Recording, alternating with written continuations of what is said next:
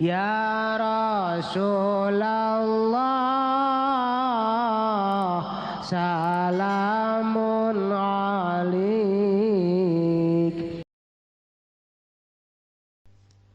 Allah nurunkeun wahyu ka Kangjeng Nabi dina pelebah masalah ngaharamkeun minuman nungtut mimiti ayat anu nyederhanakeun, kadua rada keras, katilu keras, kaopat patok geus teu meunang diganggu gugat. Ayat anu terakhir ieu ayat anu geus teu bisa diganggu gugat kana haramna arak, haramna judi, haramna kitu turah taroh azlab, termasuk anu sob patung-patung arca-arca geus teu bisa diganggu gurat-gurat, diganggu teu bisa diganggu deui, patok gurat batu haram mutlak.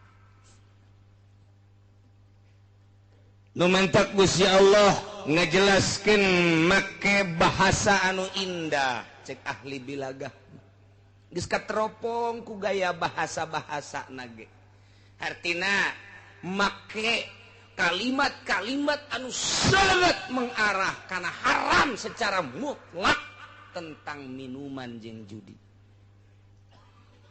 Hiji Gusti Allah teh make ayat innama mimitina teh, ya Allah eta teh maedahkeun kana hasr. Ya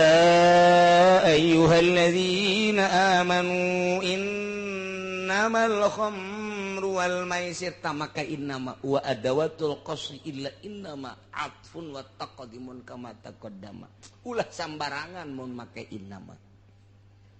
Berarti ieu luar biasa make innama mas. Sarua jeung kieu lantaran di dieu hukumna tarijusum min amali syaitan, kulantaran aya innamal khamru wal maisiru wal ansabu wal azlamu rijsum min amali syaitan.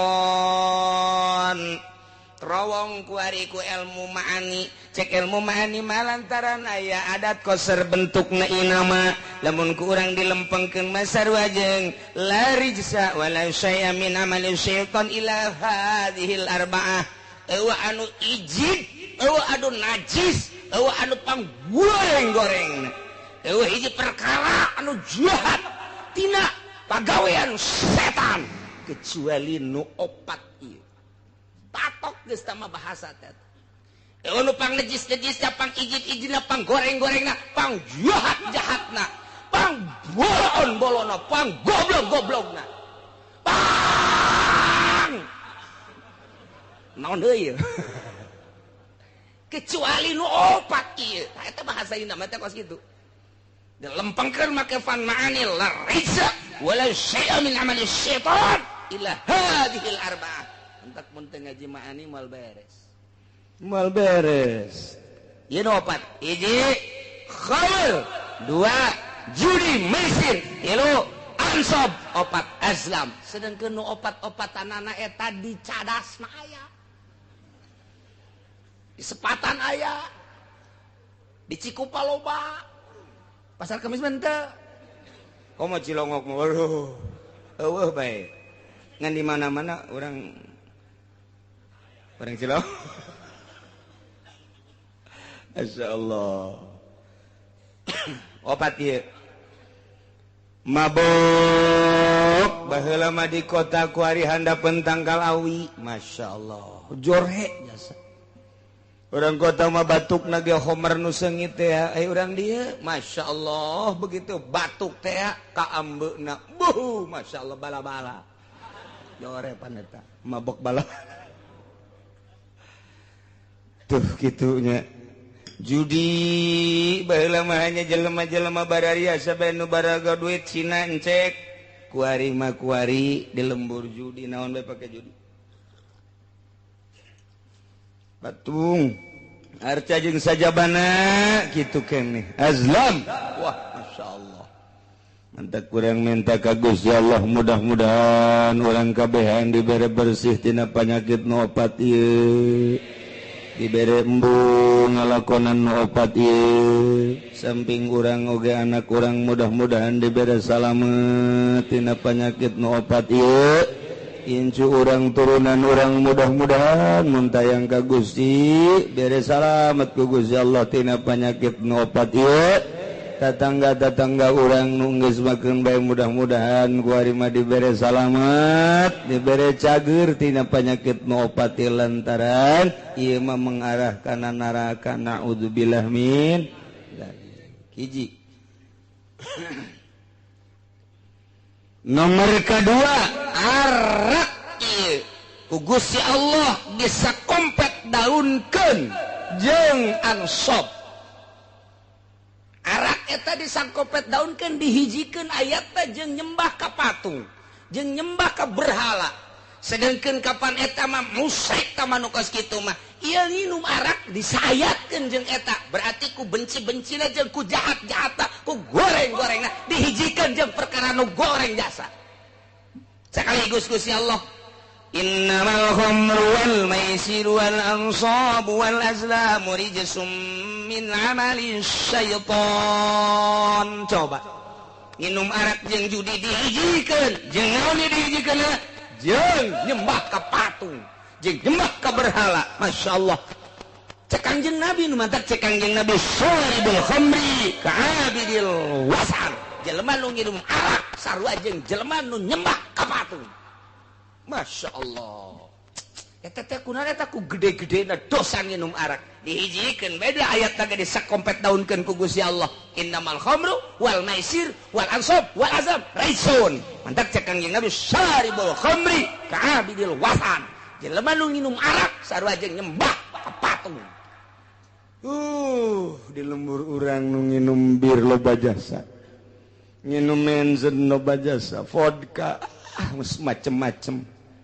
Ya Allah ya Rabbi na'udzubillah min.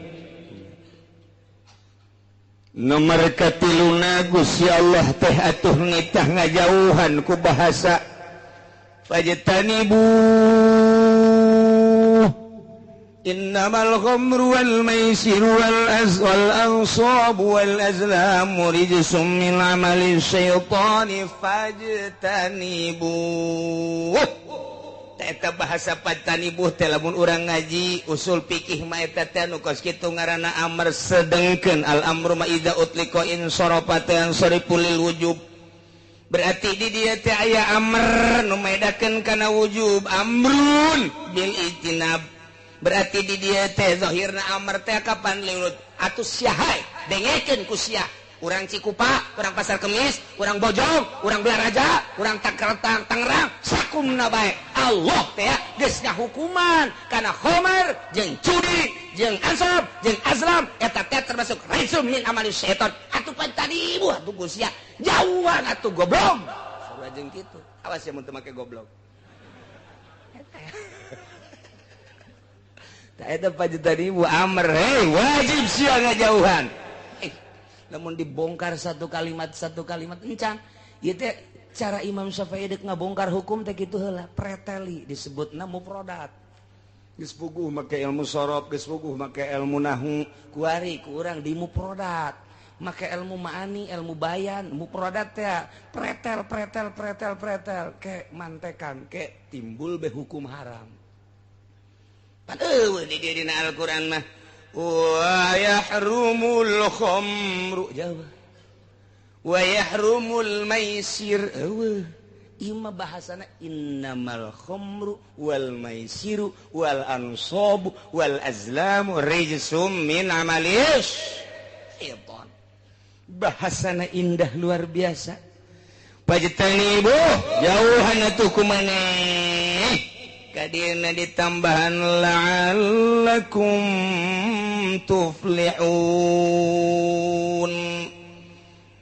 Manawa anjeun ai hayang ma anjeun teangan ku anjeun kebahagiaan berarti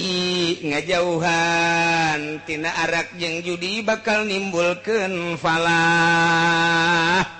Lamun maneh ngajauhan mabok, maneh ngajauhan judi, maka bakal didinya aya kabahagiaan. Dibalikeun ku urang, lamun ja'lul ijtinab minal falah atu wa idza kanal itimad falah wa idza kanal itinabu falahan atu kanal irtikabu khaibatan. Di mana ngajauhan minuman, ngajauhan judi bakal ngajadikeun kebahagiaan dunia jeung akhirat, atuh berarti mun ngalakonan bakal jadi kabahayaan di dunia wal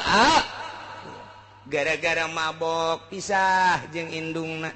gara-gara mabok pisah jeung bapana jadi carekan bae, ditundung ku bapana si anak mabok bae mabur lain anak aing sia mah anak jurig meureun. Mun si anak jurig atuh aing ge jurig meureun.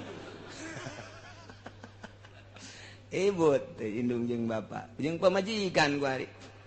pamajikan aja kalamun bae dicarekan ku abah lah dasarna ge mabok malulu indit lah geus ditu geus ku ari mah mana si bae di dieu kawin dia geus papisah mah di laku kawin deui henteu da ge lah daripada boga salaki kos kitu daya ku pamajikan indit eta gara-gara mabok rugi dunia jeung akhirat. Mun gugura kuari diomongkeun ti jati ka dieu nu sok mabok bae nu geus teu bogana naon ieu di duniana bae kuari dina bogana ge puyeng bae ulah nyaho jasa ti jati ka dieu bae ulah wa ka Tangerang heureuna nya nyaho jasa jati koroncong kagambar jasa ku mata hate doyong gelam gembor atuh kabayang jasa jelema-jelema na kos karari itu kabeh ge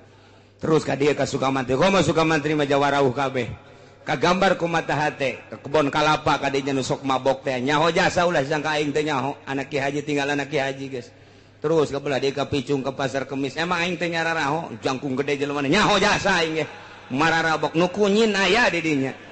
nyaho ta nu bebeakan bae nyaho nu marah bae nyaho nu ribut bae kuari nyaho nu walah wah weuleuh bae nyaho sekitar jati datang ka pendek ting Pasar Kemis lah ka itu tuh ka mana karena ka naon karena kaputat nyaho datang kaputat nyaho emang kiai nyahoan jasa emang kumaha kitu bebeja ka aing jelema-jelemana ulah pajar gaib sia mah mesti pajar gaib bae tuh teu ka kukun menyararaho tuh masyaallah nya sok di hareupeun guru hehehe cek anu aing teh nyaweun beureun sia teh tukang mabok nyaho aing kebel-kebel cabok sia ku aing. Emang wani ya letik mah wani kanu gede henteu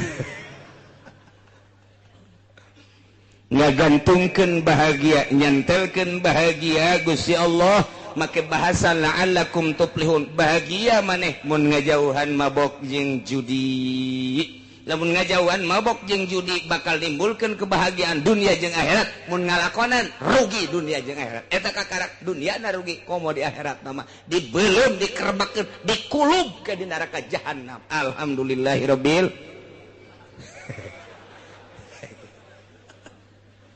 hidat alhamdulillah ja kulubeun tah mah atuh bodoh lah mah Gusti Allah bae tah tapi tetap orang doakeun lantaran kadang-kadang nu babok jeung nu judi teh kapan terjadi di dulur urang terjadi di kawauh urang terjadi di tetangga urang meureun sedih amat mun urang ka sorga nyana ka neraka sedih ja urut sagulung sagalang di duniana urang doakeun mudah-mudahan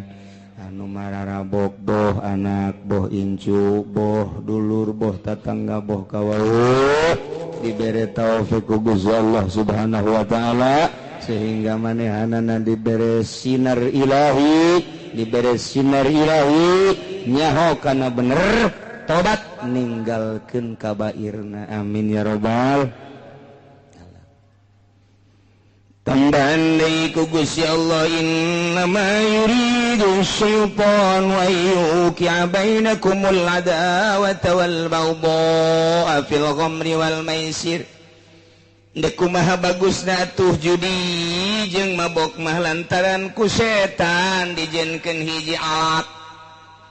setan teh nyieun alat anu paling luar biasa ampuhna babarieun jasa jang nimbulkeun bagdo jeung adawah teu saha asal geus mabok bae ge teu saha asal geus judi bae ge boro-boro jeung sasaha bapana judi jeung anakna ribut bapa jeung anak gara-gara judi gara-gara mabok ribut anak jeung bapa jeung incur ribut iyalah pagawean luar biasa tambahan deui wa yasuddakum an dzikrillahi wa anis shalah mabok teh Gusti Allah geus ngajelaskeun kana kabahayaanana karusakan anu nimbulkeun di dunia jeung agama di dunia jeung akhirat naon eta teh sakumaha tadi jeung deui ngahalangan tina eling ka Allah jeung tina salat mana aya jelema nu babok jeung nuju di haju salat dina salat teh hayang kadeuleu doang moal kuateun nya salat eueuh batur mah cenah geus jadi ki haji tinggal ki haji tetep bae asal mabok jeung judi moal daekeun zikir ka Gusti Allah moal daekeun salat ka jeung kukumaha ge sebab hijab antara dirina jeung Gusti Allah Subhanahu wa ta'ala nah terakhir wa ati'ullaha wa ati'ur rasul wahai mukminin sing narurut maraneh kabeh ka Gusti Allah Allah tegas ngainstruksikeun tadi titah ngajauhan mabok jeung judi titah ngajauhan ku Gusti Allah teh kana patung jeung azlam adu nasib teh ku Gusti Allah diinstruksikeun melalui wahyu ka Kangjeng Nabi urang Kangjeng Nabi Muhammad sallallahu alaihi wasallam sok Muhammad Rasul aing nyampaikeun ka sia intina titah nurut ka aing cak Allah wa ati'ullah wa ati'ur rasul tuturkeun rasul lantaran rasul mah ucapanana lainang di dirina la yantiku anil hawa in huwa illa wahyun yuha moal nyarita haram kecuali parentah aing moal nyarita wajib kecuali parentah aing moal nyaritakeun sunah kecuali parentahan aing dek nyampaikeun ka sia teh lantarannya ka sia ngan hese aing teh nyampaikeunana melalui sasaha ge kecuali melalui rasul diutus ku aing seorang rasul Muhammad ngaranna tuturkeun ku maneh anuti ku maneh perintah Allah awas terutama dina mabok jeung judi jeung patung jeung azlam nu opat teh tadi na ieu mah dijelaskeun wahdaru cek Gusti Allah hati-hati nurut maneh ka Gusti Allah nurut maneh ka parentahan Rasul Allah tapi wahdaru awas hati-hati kumaha hati-hatiana lamun maneh nurut salamet mun maneh teu nurut bahaya fa in tawallaitum maka lamun maneh mengo mun maneh ngabalieur lamun maneh teu nuturkeun ka perintah Allah teu nuturkeun teu ngajading kana ucapan Kangjeng Rasul perintah-perintah Kangjeng Rasul ku maneh teh dihirup fa'lam kanyahokeun ku anjeun annama ala rasulinal balagul mubin Rasul mati kasangkut paut eueuh deui nyana mah ngan sakadar nyampaikeun doang maneh nurut salamet maneh teu nurut bahaya Rasul mah teu aya naon-naon teu aya gantar kakaitan teu aya hubungan nyana mah ngan sakadar dibere kanyaah bae ka umat nyampaikeun ti aing andai kata Rasul teh nitah ulah mabok maneh nurut salamet andai kata Rasul nitah ulah mabok maneh teu nurut ih atuh Rasul mah teu kasangkut paut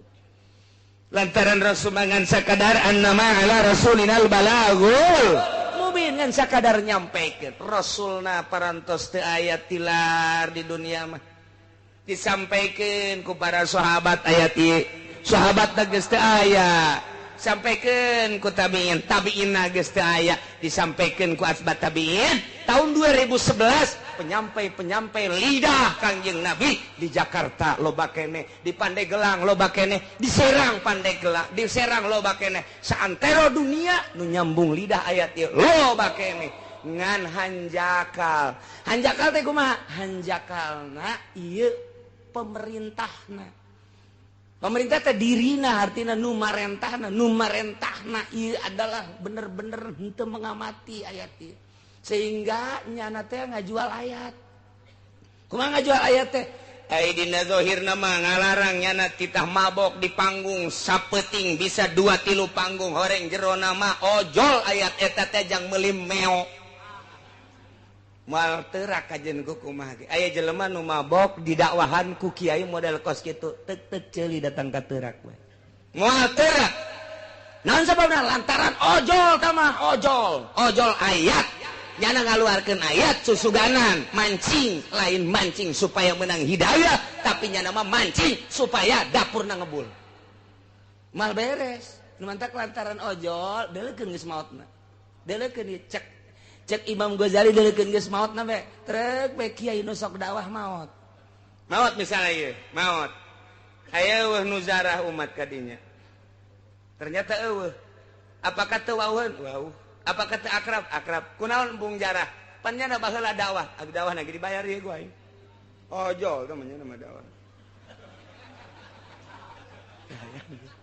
eueuh karasa tapi lamun nyana tilok ojol ku dunya maot Masya Allah nyana pernah datang ka imah aing nasehatan dibere mah dibere tapi teu maksudna nyana teu maksudna angan kos kitu cek pemuda teh Masya Allah keur aya nyana mah urang teh ku sasalaman ge kana sehatan ku neuleuna ge kana sehatan komo lamun geus ngajina kana sehatan emang teu maksud ojol jeung dunya geus maotna jelema datang ka makomna hadiah ka makomna ziarah ka makomna deulekeun geus maotna mun biasana ojol jeung dunya pek bae eureun moal aya nu inget teh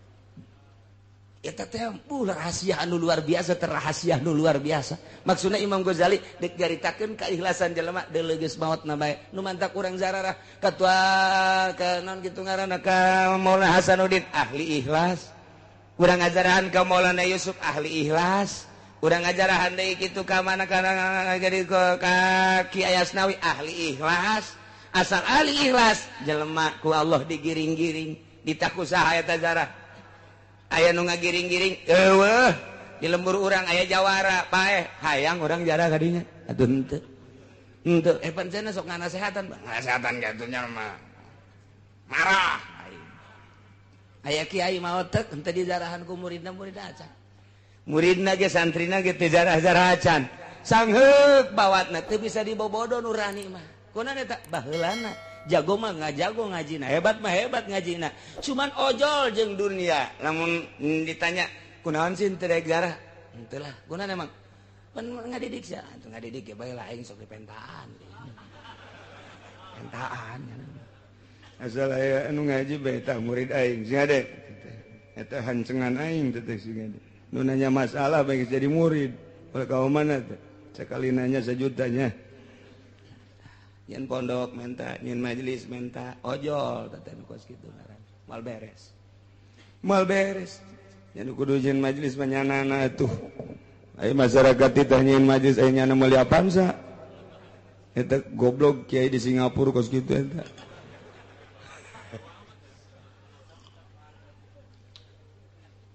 ieu mah keur carita masalah ikhlas cek Imam Ghazali sampaikeun geura ayat bakal ngerenyed geura jelema mun nu nyampeikeunna nu marentahna ieu adalah teu ojol jeung dunya sok wahai para pemuda nyaahan diri maneh jamual ngora bae jeung sing hade isuk pageto teh anjeun bakal maot sedengkeun maot teu ngolot teu kolot teu ngora eureunan geura ge mabok ku sakitu bae nyanana teu boga pikiran hayang dibayar dakwahna aya bae 2-3 man eureun sanajan nu maju aya 10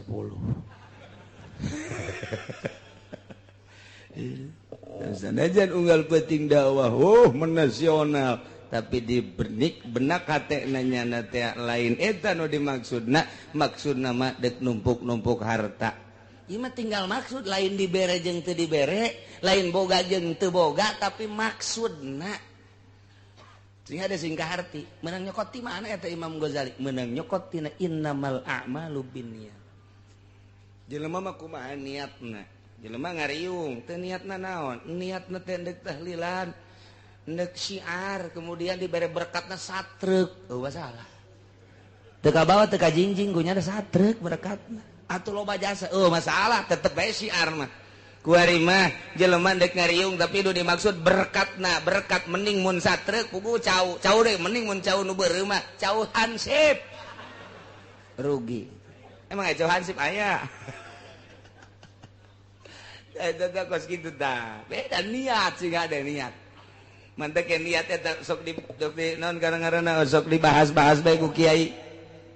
Balikan deui supaya jelas niat.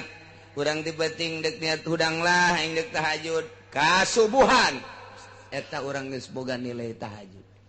Geus boga pan nilai tahajud. Masyaallah eta niat. Jadi kadang-kadang niat eta bakal ngabentuk di akhirat sanajan teu dipigawe. Niatul mukmin khairun min amali. Mantak ngaji niatna deleukeun ke kadangana beda ieu sorana beda sora lamun niatna ikhlas mah beda nyelecep ka jero hatena terindu ka jero hatena ngeunaheun ka jero hatena teh eta teh bakat tingku ikhlas di jerona ikhlas teh naon teh lain diomong ikhlas mah teu hayang urusan dunia hayang kalem teh hayang dimulai diagung-agung teh deuk nyampaikeun ayat ieu mah supaya manusia bentak mata hatena itu maksud yang dibayar kebenaran diagung-agung aja dibayar dibere itu tak urusan batur asal dirina nah iyalah nu hese teh berangkat awalna begitu ngalengkati mah dek naon maksudna dakwah dek naon maksudna ayeuna ieu mah dek dakwah bae ayo ngan eta sok ngomong-ngomong sabaraha jam ieu setengah jam lamun naik kareta mau sedang ke mana ya oh bayarannya gede cabok ya kos gitu mah itu teh ilas eta kos gitu kan eta teh piceun mun hayang bener piceun mun hayang bener yeh nyampaikeun ayat ieu disampaikeun di dunia ayat ieu disampaikeun mabok makin menjadi-jadi kese luar biasa. Nah ye diakhiri ayat nu tadi teh ku Allah wa atiur rasul. Narurut marane kabeh ka Gusti Allah teh ngalarang melalui Kangjeng Rasul minum arak judi. Wa atiur rasul tuturkeun turut ku maneh Kangjeng Rasulullah. Wazaru jeung hati-hati kudu rempan maneh kana berbagai permaksiatan lantaran bakal ngejerumuskeun anjeun ulah-ulah di dunia komo di akhirat nama deui bakal sing jarungkel ka neraka jahanam lamun nurut atuh salamet lamun ngabalieur mengo fa in tawallaitu mani taat mun maneh ngabalieur tina taat Rasul mah Rasul bae tapi teu didenge kiai mah kiai bae tapi teu didenge fa'lamu awas aya rambu-rambu tuh hubunganna naon Kangjeng Rasul mana ma ala rasulinal balagul mubin Kangjeng Rasul mah hanya sekedar nyampaikeun doang atuh ari katarima salamet namun teu katarima atuh bahaya lantaran fajazaukum alaina cek Gusti Allah adapun babales aranjeun kabeh mah eta adalah tanggung jawab kula nurut maneh kukula bakal disalametkeun ka surga teh nurut maneh kukula dijangjian kukula teh bakal dikanarakakeun sakitu bae Rasul mah teu aya patula-patalina naon itu kene kiai ngalarang niat mah sakadar dakwah bener-bener lillahi taala aju jelemana teh daek darurut ka kiai ih atuh annama ala rasulinal balagul mubin kiai mangan sakadar nyampaikeun doa nurut jeung teu nurut lain urusan kiai mantap kiai ulah marah lamun dakwah teh aju teu narurut marah kiai goblok sia teu nurut ka aing deuk nurut ka aing deuk nurut ka saha sia tolol sia goblok sia eta kiai moal beres sama kos kitu mal beres atuh ieu keur nyampaikeun bae haram riba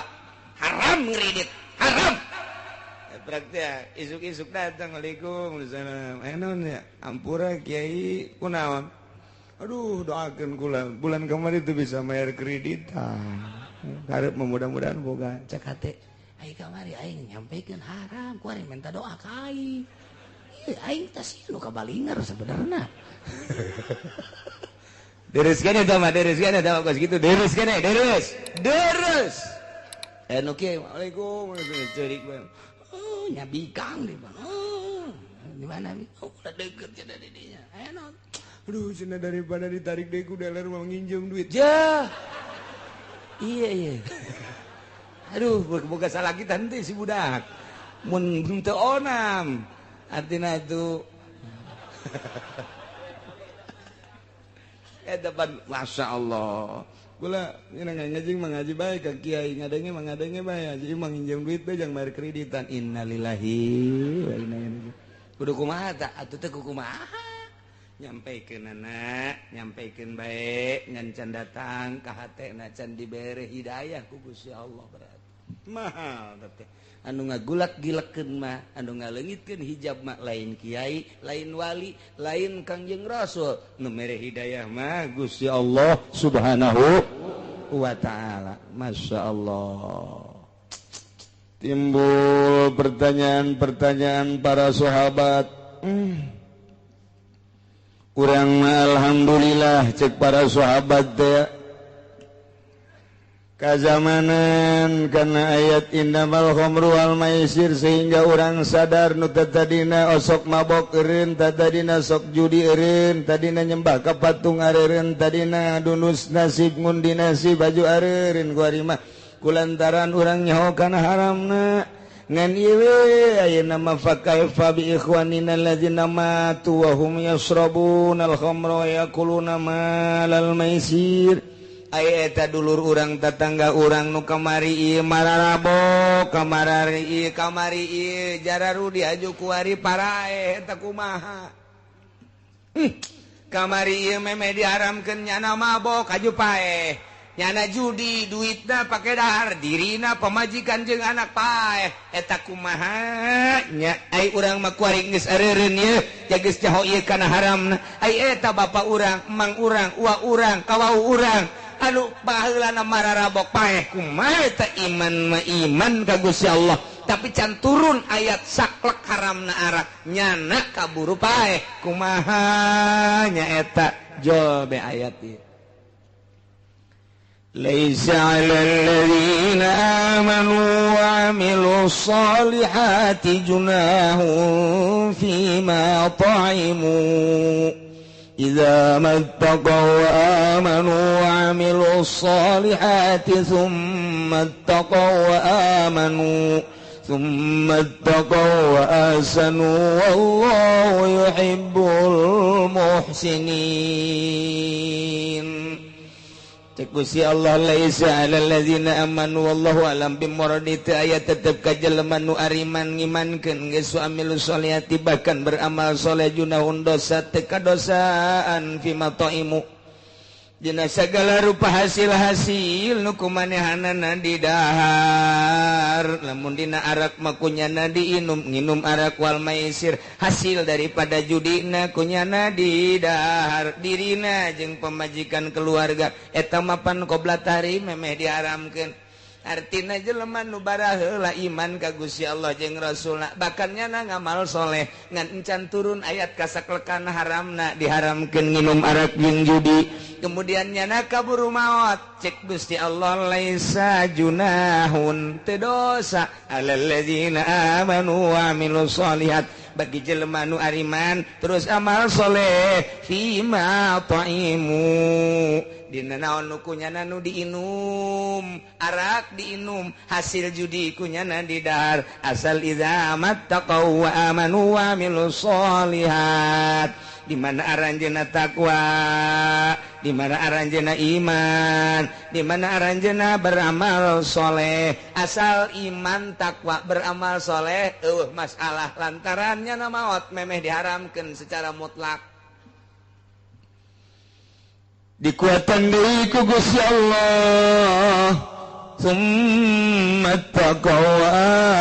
amanu inget yang penting mah takwa jeung iman modalna syaratna asal takwa jeung iman tambahan deui ku Gusti Allah summa taqaw ahsanu nu penting mah takwa jeung ihsan nu mantak aya 3 di dieu teh ittaqau teh loba amat aya rahasiaan teh barang dibongkar ku ilmu bilagah mah nomor kahiji aya idza mattaqau wa amanu wa amilus solihat nomor kadua summa taqau wa amanu nomor katilu summa taqau wa ahsanu aya 3 ittaqauna loba amat atuh cukup bae hiji ittaqau anu awal mah eta adalah jang pribadina ittaqau nu kadua mah jang pribadi jeung halayak rame ittaqau nu katilu mah jang dirina halayak rame jeung ngalaksanakeun ihsan nu mantap aya iman aya Islam aya ihsan aya syariat aya tarekat aya hakikat selalu kitu bae dina Al-Qur'an teh nu mantak di dieu ge aya 3 ittaqauna ittaqau nu pertama ittaqau iman ittaqau nu kadua ittaqau Islam ittaqau anu katilu ittaqau ihsan nu mantak ittaqau nu pertama ittaqau syariat ittaqau nu kadua ittaqau tarekat ittaqau nu katilu ittaqau hakikat mantak ge ieu aya ihsan terakhir mah ihsan hakikat ieu summa taqaw wasanu ngan kabelah dieuna istimewa Gusti Allah wallahu yuhibbul muhsinin Allahumma mika cinta jeung mika resepna teh ka jelema anu nyieun ihsan berarti anu ittaqau binafsihi masa kadar takwa jeung iman jang dirina masih diproses engke di akhiratna nomor kadua ittaqau anu kadua jang bigairihi jang bisa merean ka batur nyaritakeun ka batur tapi dirina mancan ihsan masih diproses ku Gusti Allah anu henteu diproses mah anu meunang mika sedikit cinta Allah ia adalah jelema anu ittaqa amal soleh iman termasuk ihsan ialah wallahu yuhibbul muhsinin nu kumaha ihsan ihsan anta budak Allah kana katarahu wa ilam takun tarahu kanahu yaraka maneh ibadah ka Allah seakan-akan neuleuh ka Gusti Allah mun can bisa seakan-akan dideleukeun ku Gusti Allah berarti teu pernah bae aya mimpar-mimpar urusan dunia teu ojol nyampaikeun Qur'anna teu ojol nyampaikeun ayatna teu ojol nyampaikeun hadisna jeung urusan keagungan kemuliaan jeung teu ojol kana urusan dunia ihsan sieun ka Gusti Allah bahkan mun dibere duit geus sieun nya mah Waalaikumsalam ti mana ieu ti atut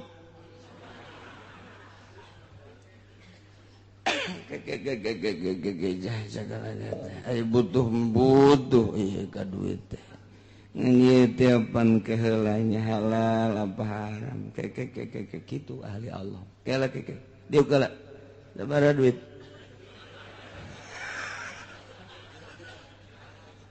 yang dibuka teh bu emang tarima bente suara duit lah yang dibuka teh 1 juta lah letik 1 juta mun 5 juta mah bejakeun ka atut daek 1 juta mambung panai 5 daek kagok ka neraka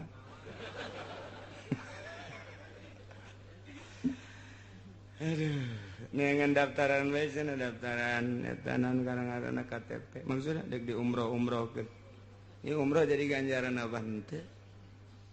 Kunaon teu berpikir, masya Allah. Ieu ayat lain lalagaan. Gusti Allah cukup bae ieu teh, make ittaqauna hiji bae. Cek ahli bilagah mun hiji ge cukup. Tapi make ayat 3 ieu teh lain lalawara. Ya Allah ya Rabbi. Maka idza mattaqaw wa amanu wa amilus solihat. Hiji mereka 2 summat taqaw amanu 2 mereka 3 summat taqaw ahsanu masya Allah 3 ittaqau ge hati-hati sing rempan maneh awas hati-hati karena berbagai paharaman jeung permaksiatan imankeun ku anjeun beramal anjeun kana amal anu soleh hiji berarti syariat tambahan deui ku Gusti Allah summat taqaw wa amanu mentak ka dieuna ge make tafsiran Imam Jalal teh sabatu ana taqwa wal iman di jerona teh geus tetep takwa jeung iman ngan kuari ngalaksanakeun nya nante akana intisari takwa jeung iman tarekat ngaranna suluk disebut berangkat kuari mah lain sakadar iman tetapi nyana berangkat hati teh supaya benar-benar deket jeung Gusti Allah. Supaya datang ke mana ya? Supaya datang dirina teh ka Gusti Allah. Emang Gusti Allah bisa ditempuh jalan mana? Bisa henteu naik kereta? Bisa henteu naik kapal atau naik Apollo? Oh, otak nancan datang eta budak. Gusti Allah mah di mana-mana aya. Tapi lain berarti eta Gusti Allah. Kumaha tuh ngaji nu mantap ge. jangan ngajinya terus baik atau otakna pendek biasa sih mah campur jeung naon wayah ngaji wayah datang ke imam nonton TV melulu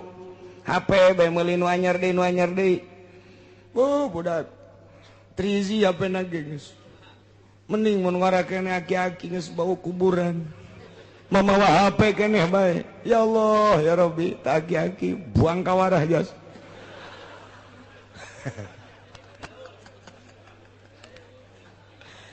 itu para rantes aki-aki bawa HP Gusti ya Allah nu aku ieu pasti aing dipake ka greget ieu ku Amerika naon sebabna perusahaannya napaan waduh bahaya ieu cenah kieu ngalarang meuli HP waduh aing nyeunan HP kunyana dilarang aing mah ngan ngalarang doang ieu meka ya tetep ki ajina ge meuli bae ngan ngomong bae heulanan ieu mah lamun dek bener-bener nyana make ittaqau nu kadua tenden HP selamat berpisah aku mendengar pengajian dari kiai ternyata engkau harus pisah dengan berat hati aku terpisah denganmu tetapi demi menuju Gusti waduh engkau akan aku tinggalkan tapi ai dijual mau moal si HP besi aing hayang deui setengah hate teh jelema teh setengah hati kudu nalan pican plus meuli deui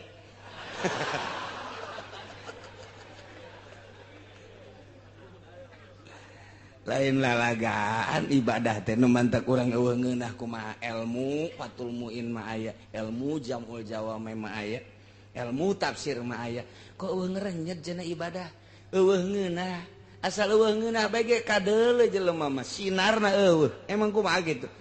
lamun aya jelema nikmat ibadah ngan nyaritakeun nikmat ibadah mah teh mah geus rahasia bae hese nyaritakeunana ngan beda engke sinarna boro-boro deuk nanaon tah pepegatan jeung HP bae ge sakitu hese aing mah jaga sekolot umur 60 tahun ku batur di ustad-ustad jeung di kiai-kiai lah HP aing isin aing geus aing mah moal ku ari mah HP teu boga nonton TV bae atuh ieu bagi berat penyakit bagi parah ieu mah impus ieu mah kiai kos kieu mah geus teh TV geus sia mangpaat aing neuleuhan sia bae ti baheula teh ngan saukur berita bae paling ge anu-anu lah film nyanyi geus teh hayang aing mah geus tah dua tang coba ge dua bae HP jeung TV ieu teh di jero hate diberesihan teu hayang teh mah kos kitu mah lahun walabun teh mah geus aing mah deuk ka Allah bae saminggu bae ngerenyet bakalna hayang meuli deui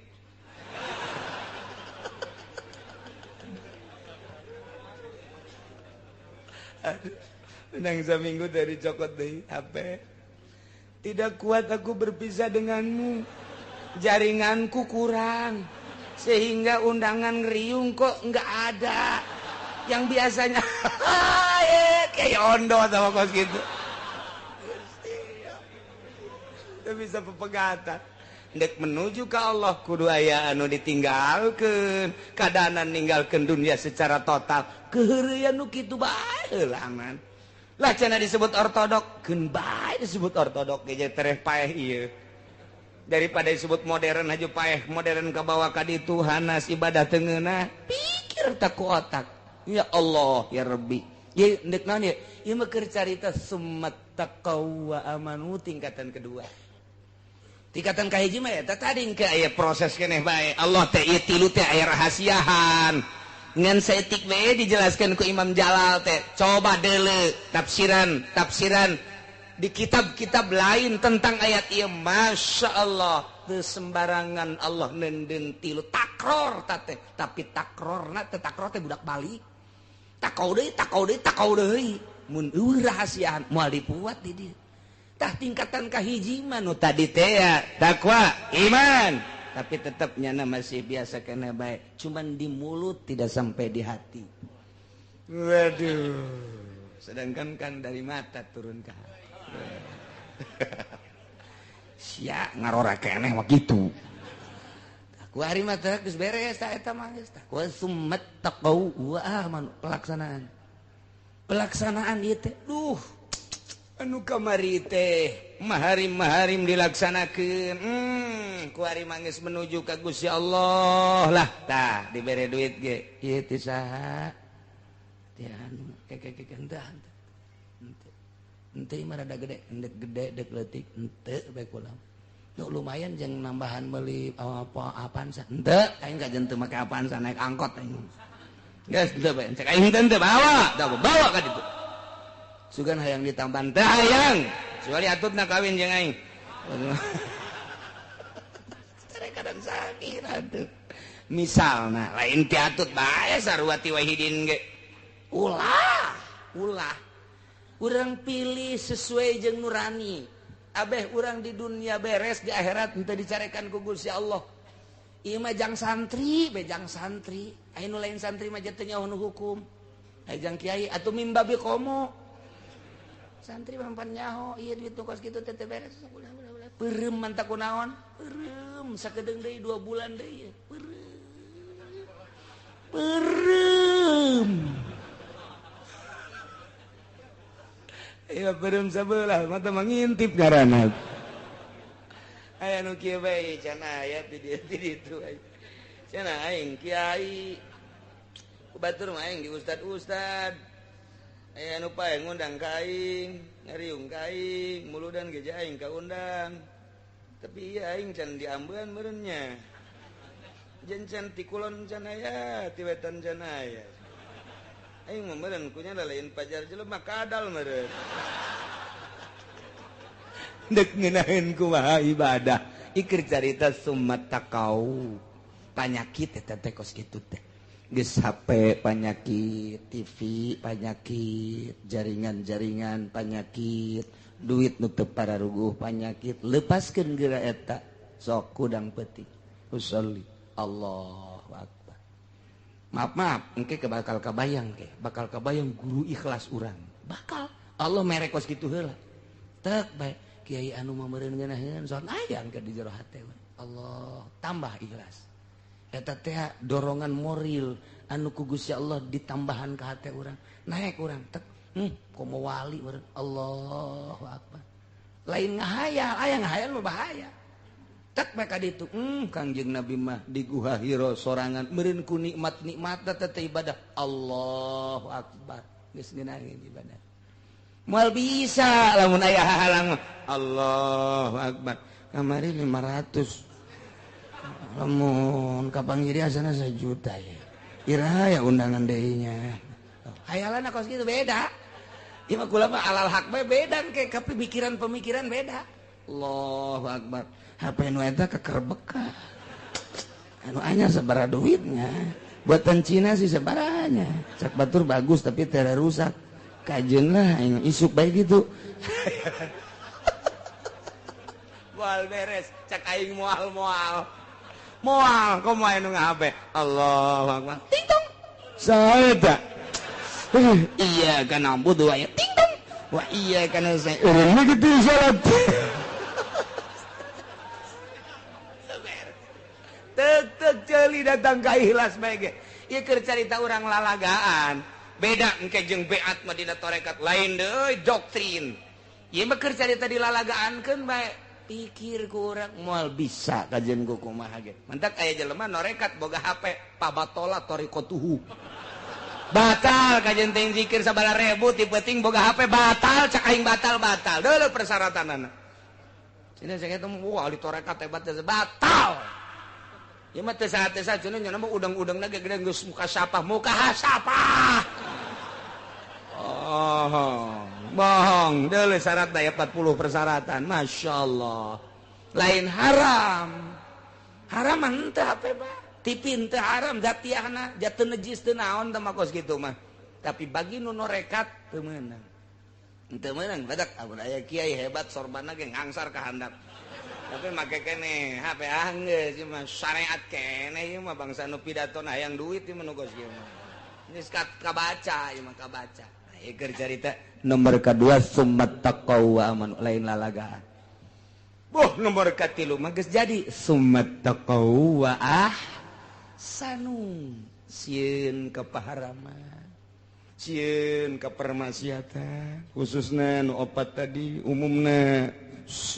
kuliah ing pahara mah. Kemudian manehanana teh geus ngalaksanakeun perjalanan nu tadi teh kuari mah geus asa deukeut jasa jeung Gusti Allah pan urang teh diangkat jadi wali karas. Mentak dipertanyakeun jelema sih jadi wali karasa apa teh karasa jadi wali teh aya nu henteu ngarasakeun eta keur nutup-nutupan karasa mana karasana asa eueuh dunia teh nu aya ngan Allah doang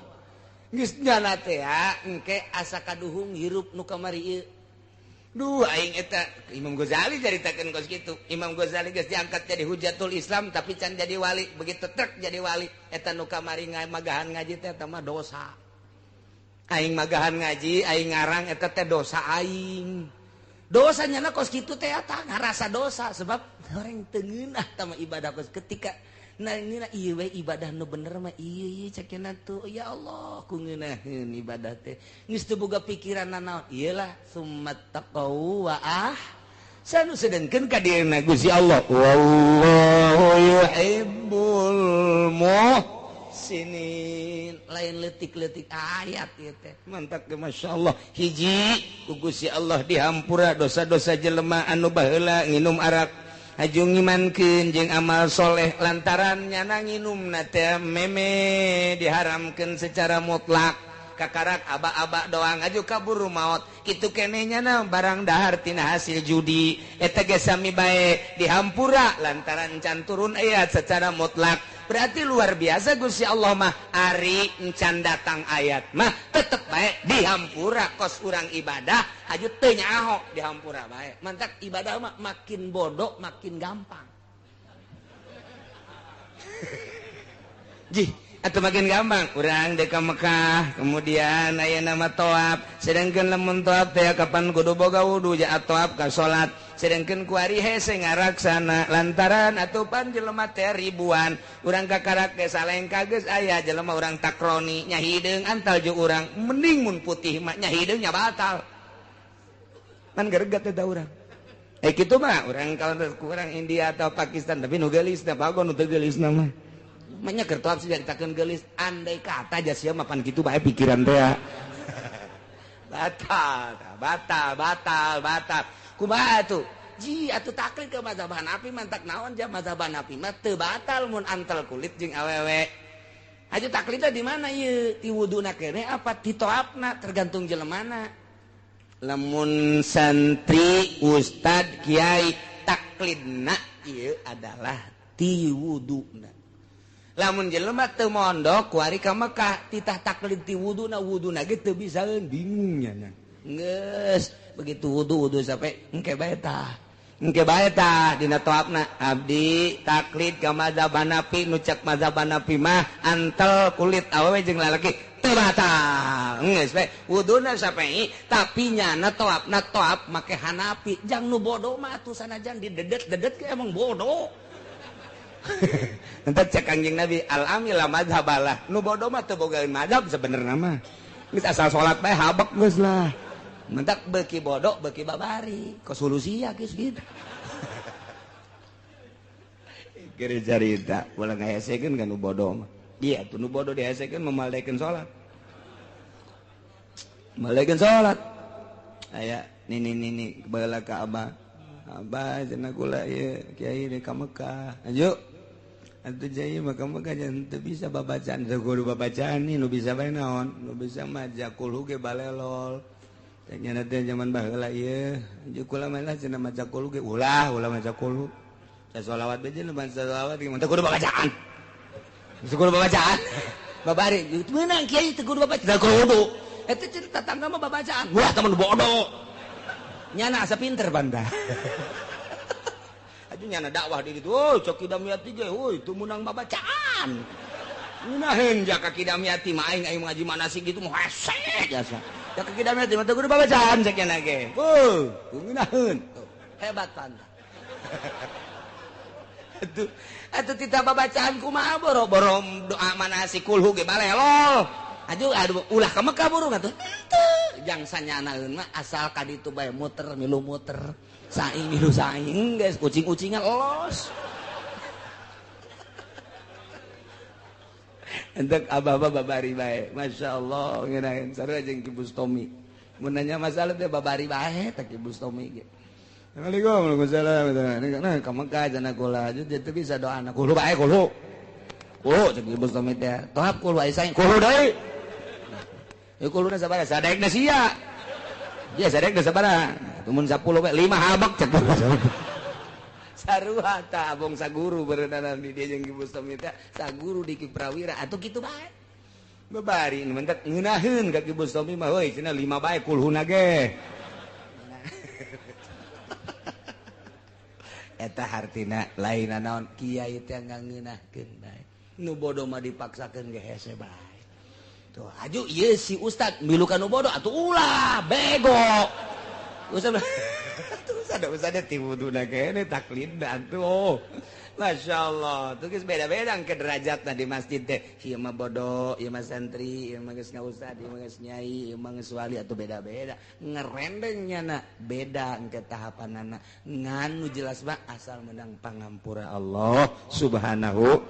wa ta'ala. Tinggal bae pebatalanana ari mazhab Syafi'i mah teu batal, ari mazhab Hanafi mah teu batal. Mazhab